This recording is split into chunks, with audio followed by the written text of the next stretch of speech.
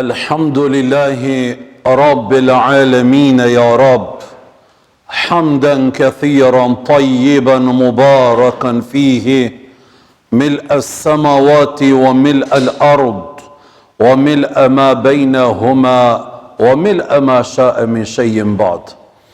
وأصلي وأسلم على أشرف الخلق المرسلين محمد بن عبد الله صلى الله عليه وسلم وبعد. Qofshi falenderum gjithmoni madhe Allah dhul gjelal, ashtu si që meriton ti.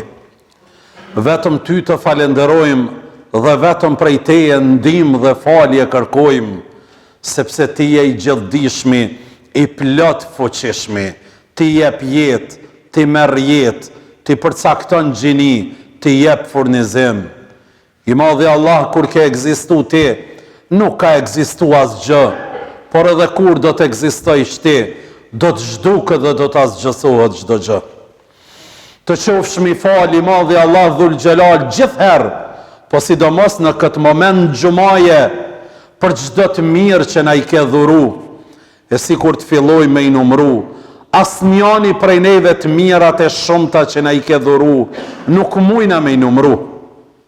Po me theks të veçantë të falenderojmë i madhi Allah, që na dhurove imanin e pastërt, na imbushe gjoksat me iman të pastërt për ty.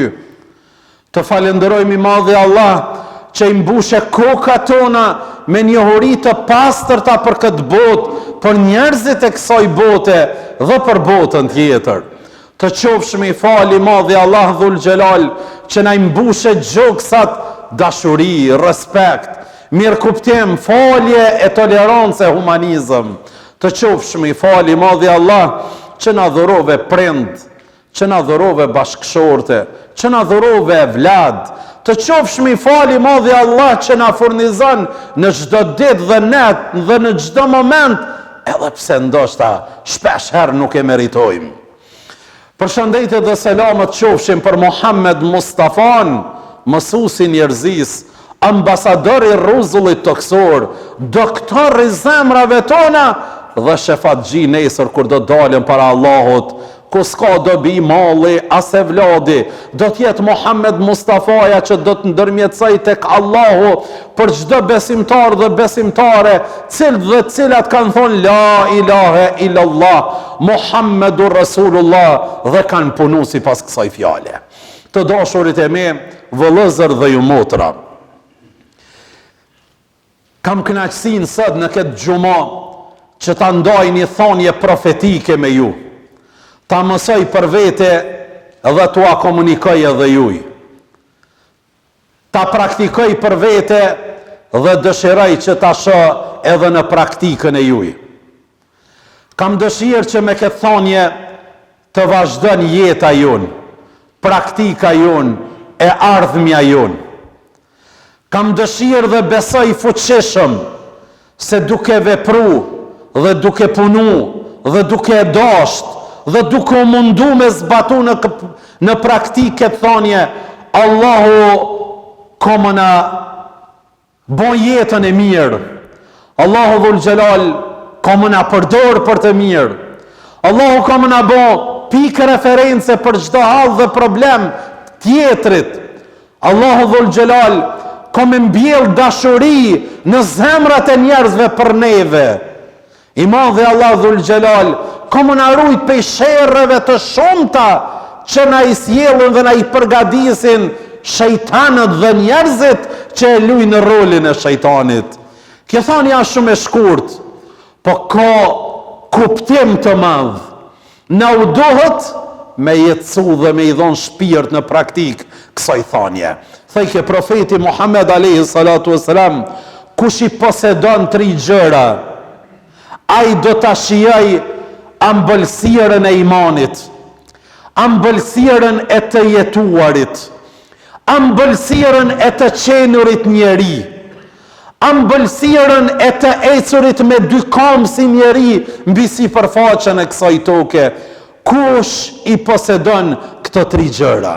E para, kush e bart në gjoks dhe kush e ka në mendje dashurin për Allahun dhe për profetin Muhammed alayhi salatu wasalam, dashuri që nuk e krahason me asgjë tjetër të kësaj bote.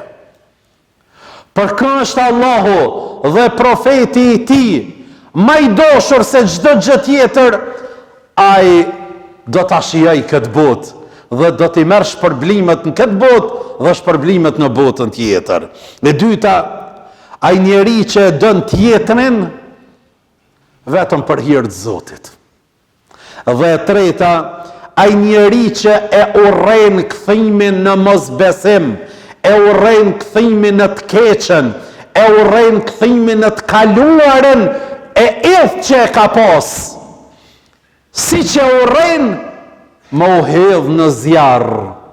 Ai njeri do ta ndin ambëlsirën e imanit dhe do ta shijon jeshin dhe mirësin se çka qenë ka me jetu si njeri besimtar.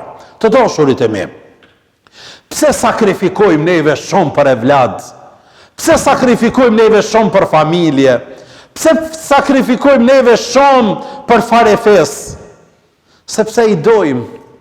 Nuk kursejmë asgjë nga aspekti material, e fizik, e psiqik, për me qenë afër tyre.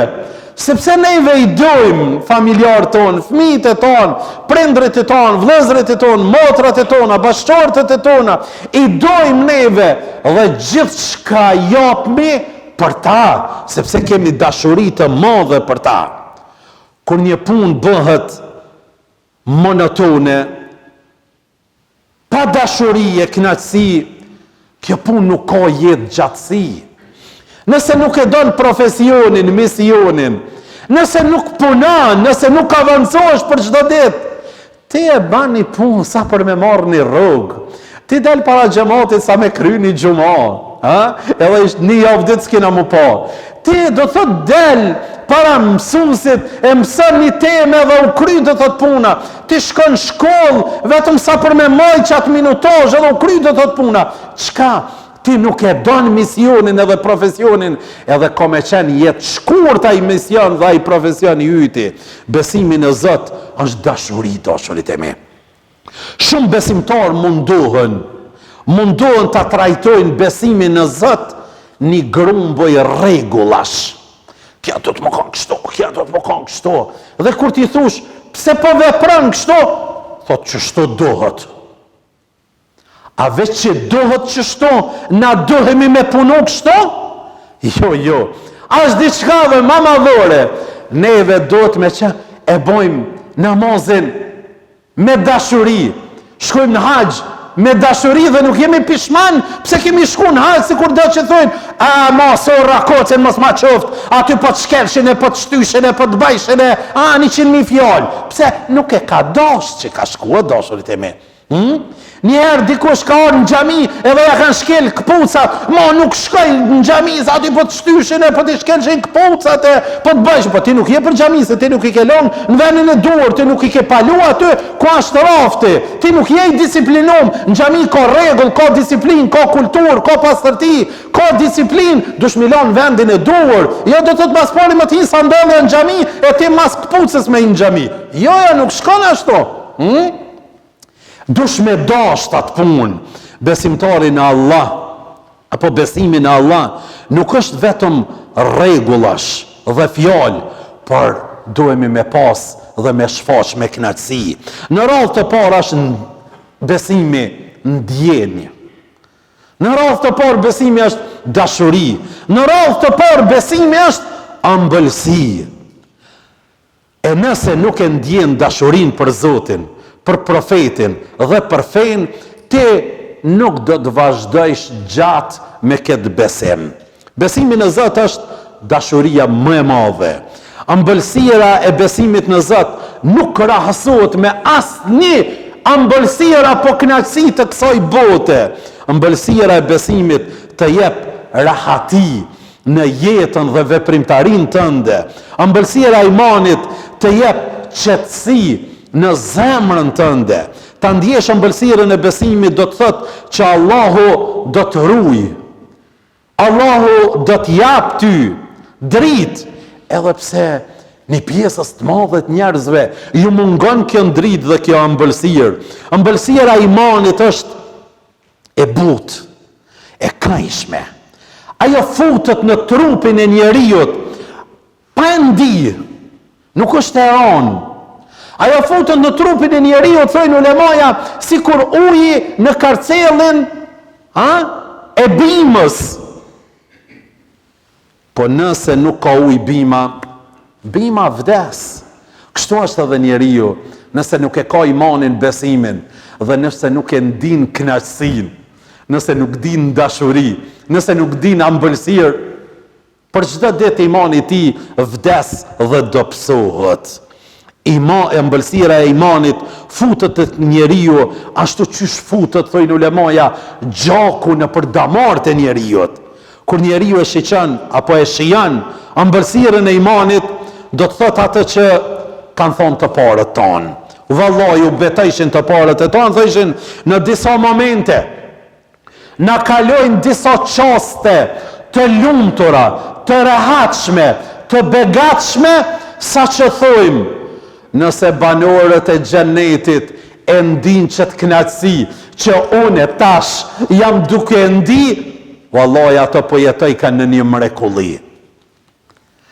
E dikush tjetër thoshte, si kur ta denin pasanekët, se çfarë ëmbëlsire dhe rahatie dhe qetësie kemi na besimtarët e vërtet në për zemrat e tona, ata kanë më na shpall luf me shpata, më na i marrë neve atë knatësi dhe atë lumturi. Andaj të dashurit e me, le ta pyesmi çdo njëri vetveten tonë me sinqeritetin më të madh, a kemi ndirë ëmbëlsirën e imanit në zemrat tona ndonjëherë? A ka ndodhur ndonjëherë që ti falësh 2 recate për hir të Zotit Dhul Xhelal e të thosh, sikur mos të përfundojshin hiç këto 2 recate, e unë të kënaqesha në namaz.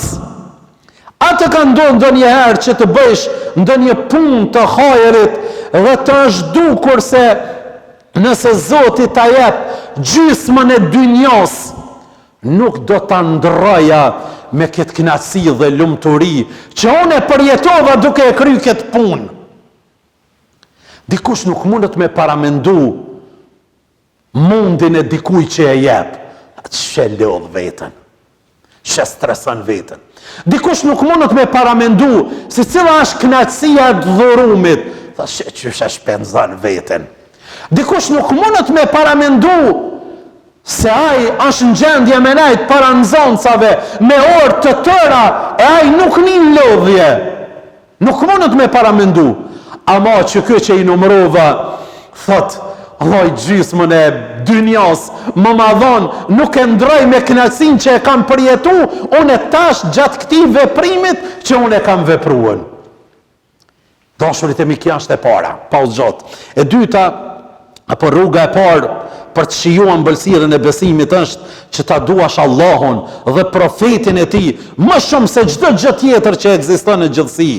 Ne i dojmë fëmijët tonë, familjarët tonë dhe sakrifikojmë gjithçka për ta, sepse e bëjmë për dashurinë që e kemi për ta.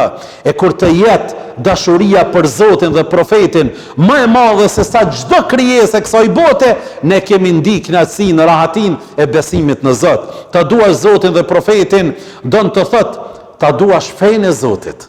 Ta duash Allahun dhe profetin e tij do të thotë ta zbatosh urdhën e Zotit në këtë botë. Ta duash Allahun dhe profetin e tij do të thotë se ti do njerëzimin mbar. Besimtari nuk urrejn askënd. Edhe pse ka mendime ndryshe me mua. Edhe pse ai më urrejn mua. Edhe pse ai nuk më don mua. Edhe pse ai i cili nuk është i besimit tim, nuk është i kombit tim, ne kemi dashuri për njerëz. Ne kemi respekt për njerëz.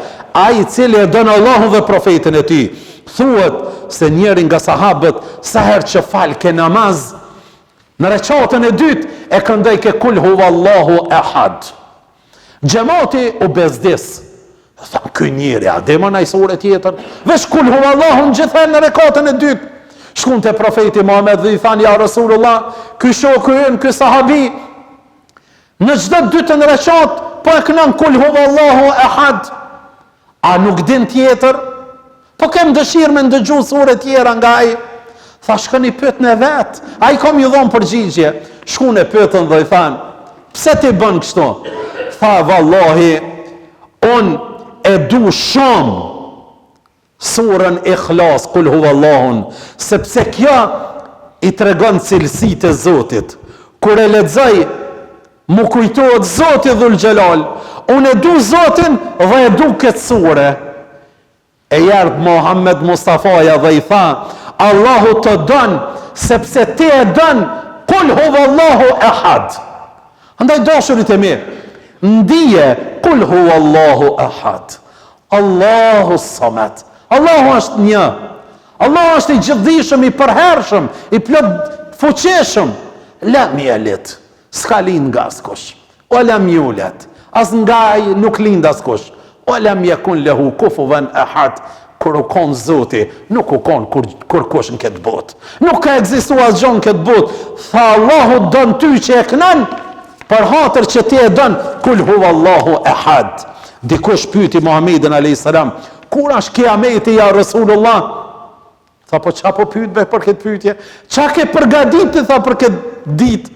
Thonë nuk kam gjërat shumëta. Punë të hajrit shumëta nuk kam. Ama unë e du Allahun dhe du ty ja Rasulullah. Unë e du Allahun dhe du ty ja Rasulullah. Tha vallahi, Allahu është afër atij që e don dhe ti do të jesh me ata që i don. E ata që i don janë profetët, janë dëshmorët dhe janë njerëzit e mirë. E dyta, vazhdon hadithi, ta duash tjetrin vetëm për hir të Zotit, të mos e duash tjetrin për interes. Sa do që tjetë interesi i madh, një ditë ka mu boj vogël dhe ka me hup, të mos e dush tjetërin sepse e ke të afërm, apo se pi kafe për det, apo se lun futboll në çdo fund t'jave me të, mos e duj për këtë çështje, por ta duash vetëm për hir të Zotit. Tregohet Ahmed ibn Hanbeli, njëri prej ulemave të mëdhej, e viziton Bagdadin. Shkon në një xhami e fal namazin e jacijës, po dëshiron me bujt. Me najt në xhami, pastruesi i xhamisë tha, xhamia mas çdo namazit jacijës e mbyllmi. Tha dush me liru. Dhe dol imami, nuk e njafke. Dol imami në shi. Po qëndron, nuk njafke askënd, te kush të shkon, ti bëj konak e strej. Kaloj një person aty dhe i tha, pse qëndron këtu? Tha po s'kam ku të shkoj. Tha hajde në shtëpinë time. E mor në shtëpi, ja ndroi rrobat, e i dha ushqim. Edhe imam Ahmedi, po e shiqan, gjoa ti për plot dua Zotit, për plot dhekër Zotit, duke e përmen Zotin. Tha njeri, ti qenë ke njeri i mirë, qenë ke i lidhur shumë me Zotin. Tha ti ka pranu Zotit dua ty. Tha vallaj nuk ka dua që deri sot, nuk ma ka pranu Zoti. Zoti përmendjen që e kam unë për ta, ma ka dhonë sekret. Çdo dua lutje që ja baj Zotit, Zoti mu përgjigjet. Tha vesh një ende, tha nuk e kam. Tha du ta dëshiroj, ta takoj dietarin më të madh bashkohor që e kemi, Ahmed ibn Hanbelin. Tha po inshallah ka më ma pranu Zoti. Tha vallahi madhi Allah Dhul Xhelal, ta ka pranu. Tha se unë jam Ahmed ibn Hanbeli. Dhe u përqafun, tha po ti kush je? Ja përmen e emnit që tash nuk po më kujtohet. Njërin nga dietarët e Bagdadit mëdhej, e vaj. Subhanallah. Ata nuk ishin telefone, nuk ishin SMS, nuk ishin rrjete sociale, po dashuria e madhe për Allahun Dhul Xhelal i ka taku këta njerëz. Neve edhe pse po i kemi gjitha këto mundësi, nuk po mujna mu taku me shumicën. Pse? Se nuk po e kemi dashurinë e vërtet për Allahun. Andaj të duash dikën për hatër të Zotit, do të thotë që Allahu të bën zgjidhje çdo hallin tënd. Do të thotë që ta vizitojsh atë dhe do të thotë ti ja falësh gabimin që mund ta shkaktoj atë ai njeri dhe krejt në fund hadithi po vazhdon tha ta urresh gabimin tënd që e ke bë. Ta urresh me u kthy në mosbesim, ashtu qyshe urren me u hudh në zjarr. Andaj të dashurit e mi, mos ju kthe kur rrugës së keqe. Urrej e kthimin në rrugën e keqe, ashtu qyshe urren me u hudh në zjarr. urreje këthimin në drogë, qyshe konë ma herët, ashtu qyshe urrejnë këthimin në zjarë, urreje këthimin për të alkoholi, ashtu qyshe urrejnë këthimin në hodhje në zjarë, urreje këthimin të prostitucioni, të bigjozi, ashtu qyshe urrejnë hodhje në zjarë, i madhi Allah dhul gjelal ka më të bos gjithje. Andaj, kush e dëshiran me jetu me knatësi, me iman, me besim në Zotin, le ta dënë Zotin dhe profetin e ti. Le ta dënë tjetrin vesh për hatër të Zotit, pas një interes. Dhe le ta urrejnë këthimin në mëzbesim, në të keqen, ashtu qyshe urrejnë hodhje në zjarë, Allahu ka me e formu, ka me ngrit, edhe ka me adhon gjitha mirësit e kësaj bote dhe botës tjetër. Allahu na përdor për hajër dhe për të mirë. Walhamdulillahi Rabbil Alamin.